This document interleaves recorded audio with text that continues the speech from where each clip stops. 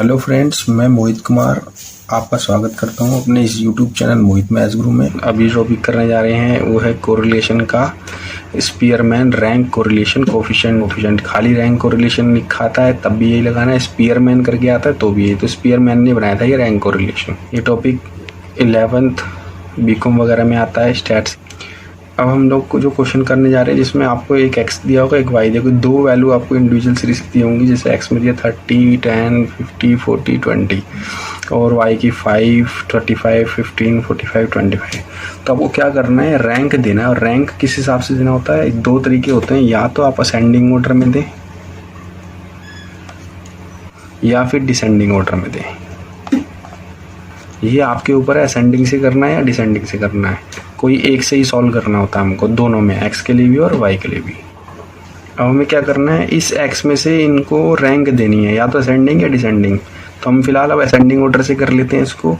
तो असेंडिंग में क्या होगा, सबसे पहले छोटे वाला नंबर, तो यहाँ पे रैंक की जगह लिखेंगे R1।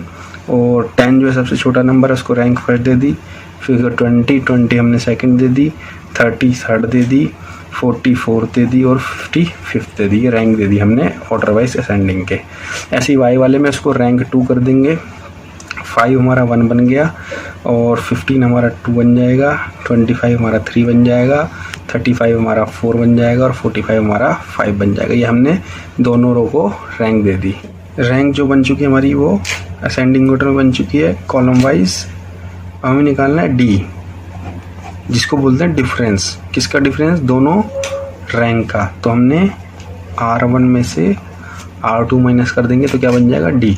तो दोनों का डिफरेंस कर लेते हैं। तो 3 - 1 is 2, 1 - 4 is -3, 5 - 2 is 3, 4 - 5 is -1, 2 - 3 is -1।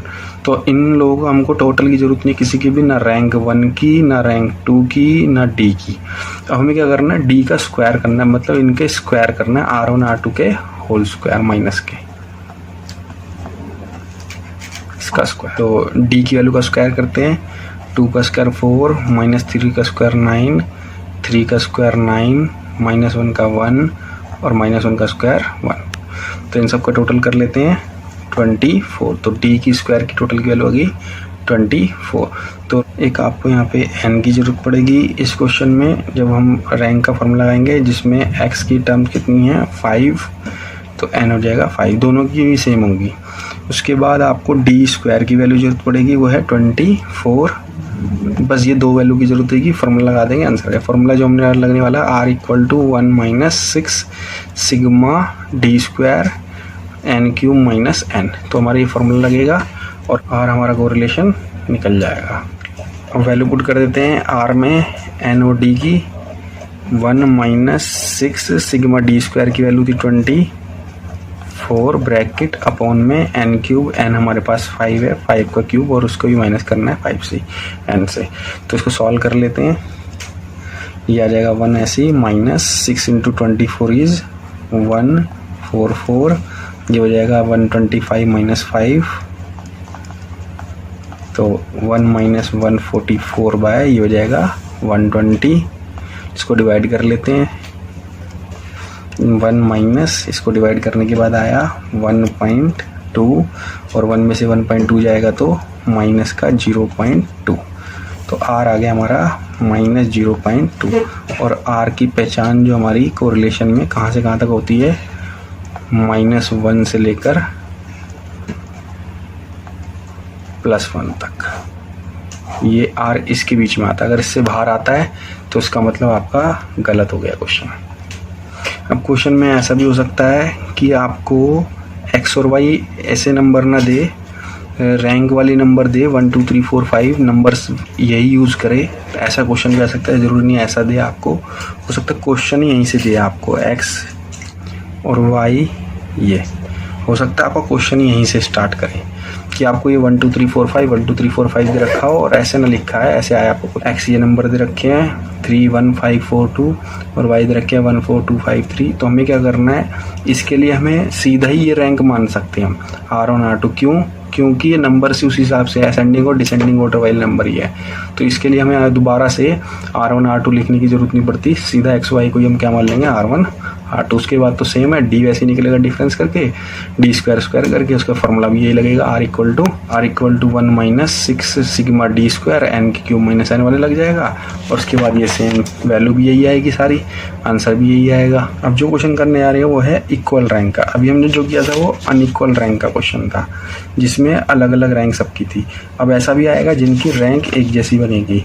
किस वजह से? जैसे देखो यहाँ पे 10 है, 30, 50, 40, 20, 30, 20, देखो 30 दो बार आया, 20 दो बार आया। पिछले क्वेश्चन में ऐसा नहीं हुआ था। और देखो 5, 35, 15, 45, 25, 15, 15, तो देखो यहाँ भी 15 कितनी बार आया? 3 बार आया। तो ऐसा पिछले क्वेश्चन में नहीं था। तो इसमें इक्वल रैंक करके करते हैं। तो इसको जब करते हैं जब हमारे नंबर सेम आते हैं। अब हम इनकी x की वैल्यू की रैंक देते हैं, असेंडिंग वाइज दे देते हैं। R1 तो सबसे पहले छोटा नंबर है 1, ये हो गया 10 का 1।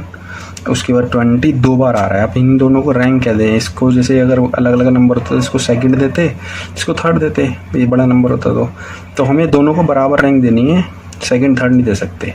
तो कैसे देंगे समझो, एवरेज करना है इनका, हमने एवरेज निकालना है। तो पहले एक इसको m1 मान लेना है। तो कौन से नंबर की m1 हमने इसलिए माना, यहाँ पे 2 बार रिपीट हो रहा है इसलिए m1 मान लिया। तो इसकी एवरेज निकालते हैं। तो हमारे पास ये कौन से नंबर का था? सेकंड नंबर पे और थर्ड नंबर पे होने चाहिए थे। तो इन दोनों की एवरेज निकालते हैं। 2 + 3 प्लस करके 2 से डिवाइड करते थे एवरेज के लिए। तो 5 / 2 2.5। तो हमें क्या करना है, दोनों को सेकंड थर्ड ना दे करके सेम ही रैंक देनी है, 2.5 इक्वल रैंक देनी है बिल्कुल। उसके बाद अगर करते हैं 30, इससे अगले 20 का 30 नंबर आता है। तो फर्स्ट सेकंड थर्ड नंबर हो चुका है, अब इसको फोर्थ नंबर से ही काउंट करना है आपको। तो 30 फिर से एक बार हो रहा है, ये फिफ्थ नंबर पे आ गया। तो फिर से 2 नंबर रिपीट है, फिर से एवरेज निकलेगी। तो उसके लिए हमें m2 रिपीट कितनी बार है? 2 बार। तो इसके लिए 2 लिख दो। तो फोर्थ और फिफ्थ नंबर और उसका डिवाइड कर दो 2 से, एवरेज निकालनी है। 9 / 2 4.5। तो हम पुट कर देंगे यहाँ पे 4.5 दोनों को। तो ये आ जाएगी 4.5 और ये वाली 30 भी आ जाएगी 4.5। उसके बाद फोर्थ और फिफ्थ नंबर हो चुका हमारा। इसका सिक्स्थ नंबर देना है हमने इसको 40 को, फिर सेवन्थ नंबर देना है 50 को। तो रैंक फर्स्ट हो गई, 2 बोला जाएगा, रैंक 2 y की उसको रैंक 2। उसके बाद 5 सबसे छोटा नंबर है, इसको हमने 1 मान लिया। उसके बाद 15 उससे बड़ा नंबर है और 15 3 बार है। तो सबसे पहले हमें क्या करना है, एक तो m मानना है जिसको m3 नंबर देना है और वो 3 देना क्योंकि नंबर कितने रिपीट है? 3। उसके बाद हमें इन तीनों की एवरेज निकालने, इनके ऑर्डर्स की।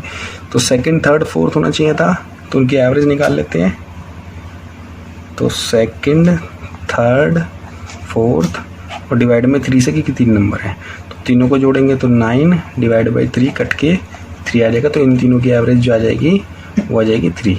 तो हम तीनों को क्या रैंक देंगे? 3 3 3। तो इसको भी 3, इस 15 को भी 3 और इसको भी 3। तो इसको बोलते हैं इक्वल रैंक। तीनों को अलग अलग नहीं देनी, सेम रैंक देनी है। उसके बाद आ जाओ ठीक है फिफ्थ, और उसके बाद हमारे पास 35 सिक्स्थ और 45 7। अब हमें डी निकालना है डिफरेंस, जिसके लिए R1 माइनस R2 करना है। तो 4.5 में से 1 गया तो आया 3.5, 1 में 6 गया -5, 7 - 3 4, 6 - 7 -1, 2.5 - 5 -2.5, 4.5 - 3 is 1.5, 2.5 - 3 is 0.5 माइनस का। तो इनका स्क्वायर भी करना है जिससे डी स्क्वायर निकलेगा। तो 3.5 का स्क्वायर होता है 12.25, -5 का स्क्वायर होता है 25, 4 का स्क्वायर इज 16, -1 का स्क्वायर +1, -2.5 का स्क्वायर इज 6.25, प्लस का 15 का स्क्वायर इज 2.25, 0.5 का स्क्वायर इज 0.25। डी स्क्वायर का टोटल करेंगे तो आएगा 63। ना तो हमें R1 की वैल्यू की जरूरत, ना R2 की, ना D की, सिर्फ हमें डी स्क्वायर की जरूरत है और n की जरूरत है। कितने टर्म्स हैं?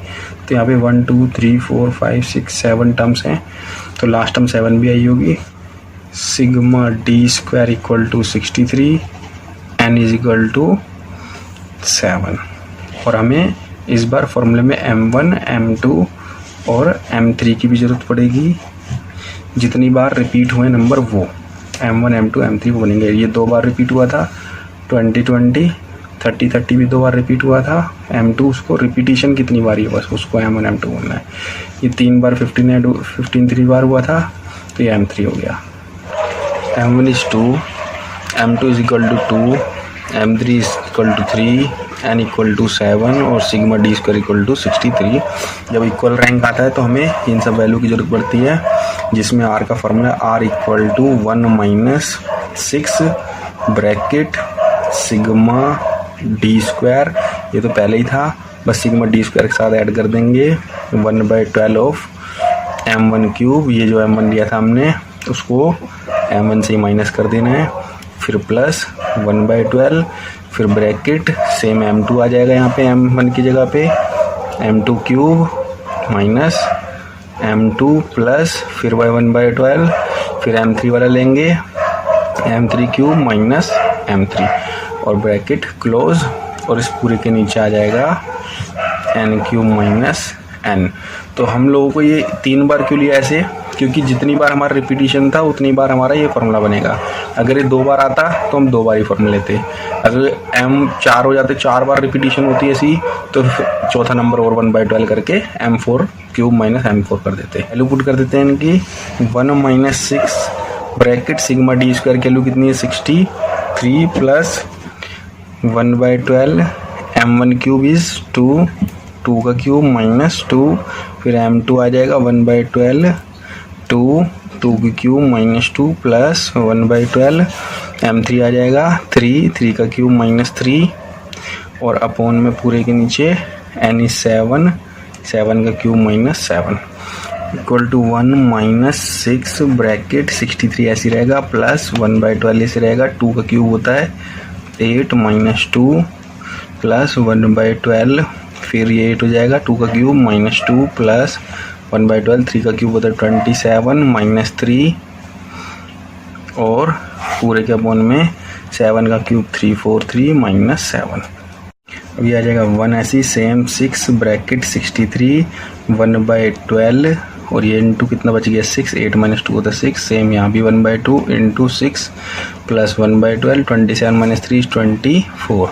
और ये जब भी 1/12 करके लेते हैं तो सारी वैल्यू कैंसिल आउट होती हैं, ये हो जाएगा 1/2, ये 1/2 और ये 2/1/2 और पूरे के अपॉन में 343 में से 7 गया 336 इक्वल टू 1 - 6 63, ये हाफ और 2 जोड़ेंगे तो आ जाएगा 3, हाफ मिल करके 1 हो गया और 2 मिला करके 3 अपॉन में 30 में 336 इक्वल टू 1 - 6 इंटू 66 बटे 336, 66 को 6 से इंटू कर देंगे इक्वल टू 1 माइनस ये आ जाएगा 396 डिवाइड में 336 इक्वल टू 1 माइनस इसको से डिवाइड कर लेंगे आ जाएगा 1.178 और इसमें से 1 माइनस कर लेंगे तो R इक्वल टू हो जाएगा 0.178, वो भी माइनस का क्योंकि बड़ा ये वाले है।